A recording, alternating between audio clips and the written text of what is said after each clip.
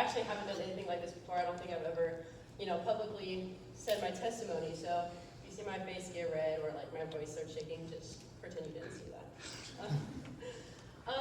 But first things first, the title slide. Like I said, I'm going to be going over my testimony. But there's kind of like a theme. He's running after me. I'll come back to that, but just kind of like keep that in mind. So you could go to the first slide, or the next slide, I guess. So I figured I should start a little bit by giving some background of who I am. When I was younger, my family went to church every Sunday. And when I mean younger, I mean like from birth to like 2 years old. So I don't really remember much of that. Because my dad, this is my dad in 2006. I don't know why. That picture's on Google Images. I don't know who took it, but I post it every year for Veterans Day. It's my favorite. But my dad ended up joining the Army in 2004, so I was just under 2 years old. But yeah, my dad being deployed, so he was in multiple different states. He went across the country. But during that time, I left my mom kind of raising me and my sister all by herself. She was working multiple jobs at the same time, just to like support us financially. And we had multiple family members step in and help us kind of like, babysit me and my sister while she was there. But my extended family doesn't really go to church. It's not something that like they believe in. So that really didn't leave much room for me and my sister to kind of, grow to know the Lord or grow a relationship with Him at all. So here is kind of where I want to go back to the title of this. He's running after me. I kind of feel like it's a very common saying in the Christian faith. It's literally in a song, God is running after me. But with this, I feel that there's a double meaning to He's running after me. This is 100% true for God, and that much is shown throughout even the gospel. Like, God is coming after us always. But I believe that this saying is also true of Satan. He doesn't want God to win, and will stop at nothing to get people to turn away from God. This is shown in 1 Peter 5:8, which says, "Be alert and of sober mind. Your enemy, the devil, prowls around like a roaring lion, looking for someone to devour." So you can go to the next slide. So I believe that Satan's first attack on my life was a physical attack on my father. Like I said, like multiple times, my dad was in the military when I was 5 years old. And I'm going to kind of get a little, gory here, I guess.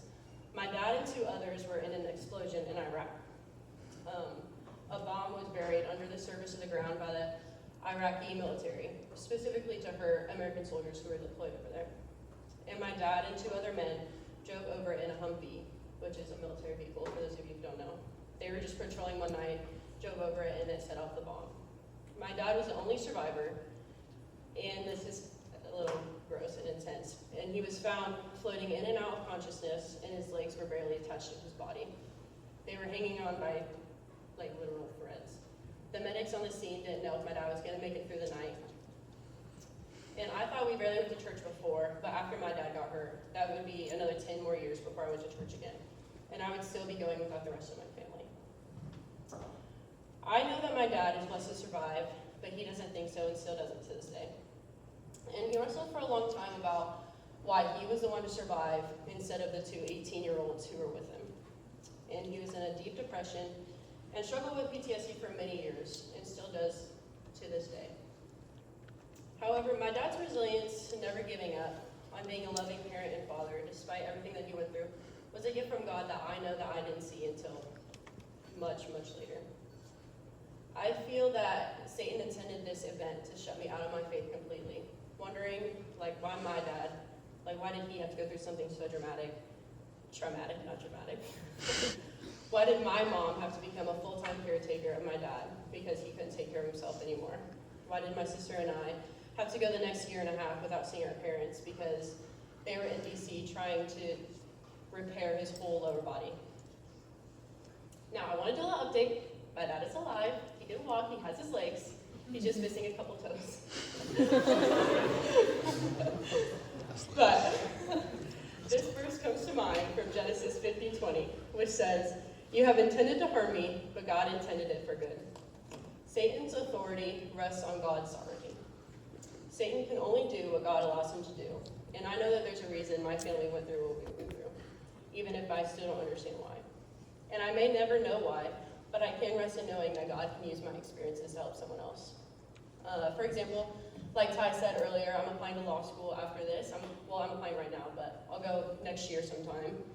My hope is to practice both family law and VA law. So VA law is basically, it would allow me to help veterans get the mental and physical help they need after deployment. My experience in seeing my dad kind of get brushed to the side just because he survived after deployment made me see how many other veterans don't get the help they deserve and fought for. I know that my experience here has led to me seeing this need in our society. Now, I know that might not even be the reason at all for going through what we went through, but I know that God prepared me in that way. The next obstacle in my life was one that kind of happened to me and caused me to separate even further from God. You can go to the next slide. It was a boy, I know. Funny enough, after 10 years, this boy is the reason I started going to church again. Religiously, every single Sunday, we were there. Every single Wednesday for youth group, we were there. And this is kind of even funnier. I shouldn't say funny. Interestingly enough, after we broke up, I got baptized and he became agnostic. So maybe I was the problem, I don't really know. As Taylor Swift would say. No, I'm just kidding. I hope he finds his way. But this relationship, sorry. My bad. Now I gotta go from a joke to deep. But this relationship drove me to the darkest place I have ever been. You know the classic lines, I'm the only one who loves you, or if you love me, you'll do this. I heard those constantly, and unfortunately I believed them, which led me down a really dark path. I just remember waking up one day, and we were probably fighting over something stupid, and I was just really drained. I really feel as though at that point I had lost my love for life. And I'm not gonna say that I was suicidal, I hadn't gotten to that point yet, but I know that, like, realistically, I saw death as a way just to even get out of that relationship. I needed out of a toxic and controlling relationship, but I was trapped. And I remember one night, I was driving home from practice, and I just started sobbing. I had to pull over on the side of the road, because it's kind of hard to drive when you have tears coming out of your eyes. And this was my first ever God moment, and this is the first time I felt God. I had been going to church with this boy and claiming Christianity to fully follow God.